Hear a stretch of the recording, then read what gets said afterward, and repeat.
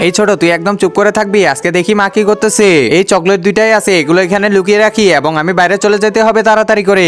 আরে ওইখানে তো মা চকলেট ঢুকিয়ে রাখলো, যাই তাড়াতাড়ি ওগুলো চুরি করে ফেলি। কি ব্যাপার, কোথায় রাখলো চকলেট গুলো? আরে যা শালা, এগুলো তো পড়ে গেল। আরে কি ব্যাপার, কিছু শব্দ হলো, যাই দেখি তো। আরে মা তো এদিকে আসতেছে, কিছু একটা তো করতে হবে। ছোট ভাই দেখি এখানে। এই তো আইডিয়া পেয়ে গেছি, ছোট ভাই দ্বারা কাজটা করা নিতে হবে। এই যে ছোট ভাই, তুই আমার কাছে আয়। এই তো তোকে রেখে দিলাম এখানে, এবার তাড়াতাড়ি লুকিয়ে পড়ি। আরে কি হলো কি হলো? আরে এখানে তো ছোট দেখতেছি। এই ছোট, তুই এখানে কি করতেছিস? তোকে কতবার বলছি যে তুই এখানে কোনোদিন আসবি না, তাও তুই কেন আসছিস? হ্যাঁ, তোকে কতবার বলছি। আরে কি ব্যাপারে, কই তাকায় আছি? আরে এ আবার ওখানে তাকাচ্ছে কেন? একজন মা কতটা আপন হয়ে থাকে, যার মানেই তাকে জিজ্ঞাসা করে দেখো। তো দেখা যাক বন্ধুরা, এই মায়ের জন্য কে ভিডিওটিতে লাইক এন্ড সাবস্ক্রাইব করে।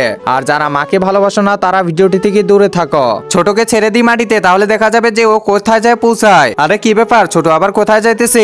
আরে ওইখানে ওইটা কে? রাজু, তুই এখানে? হ্যাঁ মা, আমি এখানে। তুই তাহলে এই কাজ করছিস? তোকে কতবার বলছি যে এই কাজ করবি না। ধুর, আজকেও ফেসে গেলাম ছোট ভাইয়ের জন্য।